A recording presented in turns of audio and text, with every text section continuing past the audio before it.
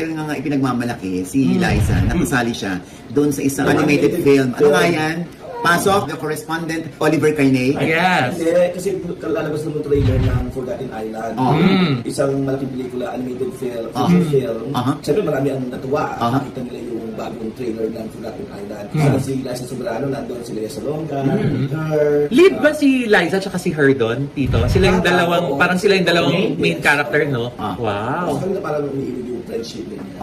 Tapos? So parang malaking balita yan sa Filipino-American community. Wow. Di good for Liza dahil gusto ni Liza yun kasi nakikita ko yung mga videos niya, talaga excited siya. September pa yan.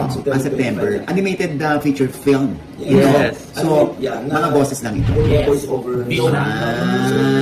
Okay. Mostly Filipino-American. Mamalay mo naman, di ba? Diyan nagsisimula yan. Yeah. Dahil alam ko naman, ever since, pangarap talaga ni Liza ang Hollywood. Ito, itatanong ko kay Oliver. Mahirap bang makapenetrate sa Hollywood ang mga Pinoy talents? Depende rin, pero nowadays talagang pinupush nila yung mga Filipino-American characters na hindi katulad dati na wala masyadong ano. Ngayon kung Filipino-American ka, Filipino talaga yung character, hindi katulad dati na yung you play Vietnamese or Japanese.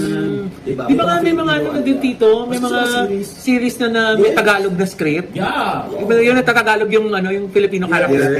Kasi the industry, like yung maraming mga publicists, cast and crew production, na talagang sila ang maraming mga Pilipino sa mainstream industry. Nasa limelight na. Oo.